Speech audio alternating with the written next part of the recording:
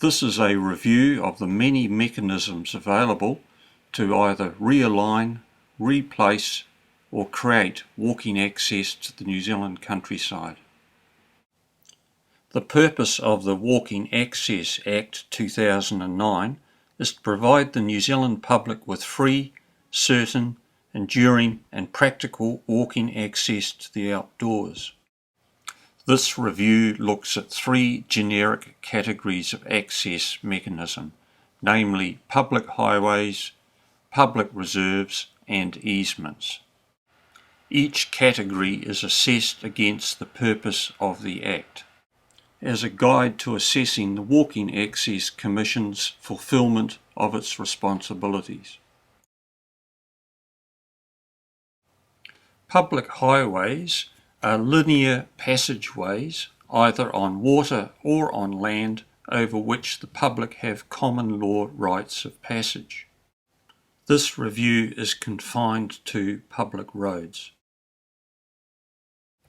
A road is defined as meaning a public highway, whether carriageway, bridle path or footpath. This definition acknowledges the centuries-old origin of public highways.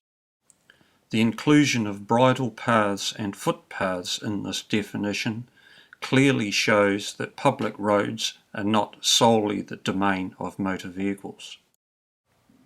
If the Walking Access Commission is to honour its assurances that all access mechanisms remain on the table, then its policies and practice must reflect this reality. In 2005, negotiations were concluded between the Waitaki District Council, a landowner and various objectors to the stopping of Bushy Park Road. This agreement enabled the stopping of the road in exchange for the creation of greatly improved foot access up the coast. This was to the mouth of the Shag River from the south. It is not possible to create practical walking access from the north, as the Shag River is impassable. This shows the alignment of Bushy Park Road, both formed and unformed, leading out to the coast. Also three short side roads to the south bank of the Shag River. These aerials show the start point at Anderson's Lagoon, along the cliff tops, then the beach to the mouth of the Shag River. There is an existing unformed public road along the cliff, right along this coast. 7 small sections of unformed road were created, abutting the landward side of the existing road, now creating convenient access. It was a condition of the objector's agreement with the adjoining landowner that these steel steps be constructed up the only steep section of the route. The new sections of road are marked by survey pegs. The R on the face means that this is a public road on this side. This is the first section of new unformed road.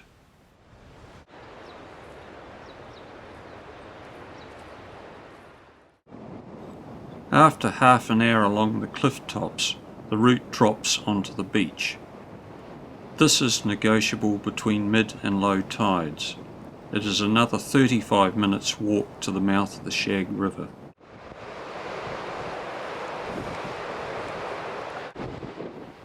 The river is at the foot of the hill.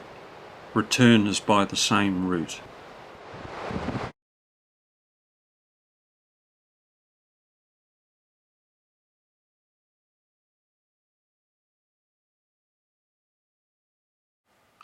Easements are rights of way over private land for either private or public purposes.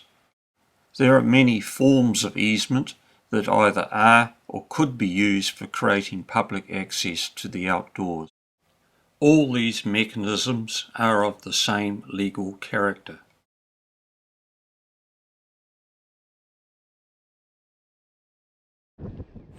Being private land, there are no specific controls of land use over esplanade strips.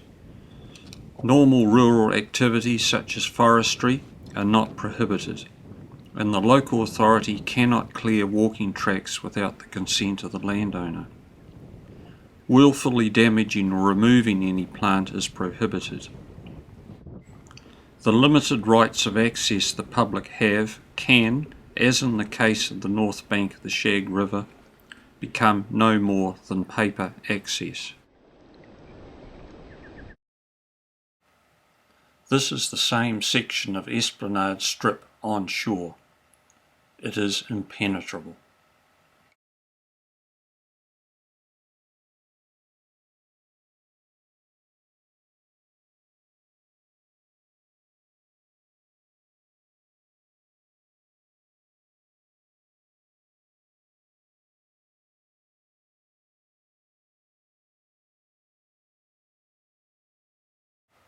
Access strips are the overland equivalent of esplanade strips. They are of almost identical legal character. The only significant difference from esplanade strips is that access strips are fixed in position. Access strips have been promoted by advisors to the Walking Access Commission as a primary means, along with walkways, of creating new access, rather than creating pedestrian roads. New Zealand walkways have been around since 1975. Despite a lengthy history of promotion of New Zealand walkways, there are relatively few established relative to the considerable effort and time involved. The nature of walkways has remained relatively unchanged. That was until the passing of the Walking Access Act. While an ability to overlay walkways over unformed roads was repealed, the range of offences and penalties for committing offences are now extremely severe. Further establishment of walkways over public lands, such as reserves and conservation areas, will seriously degrade public rights over these lands.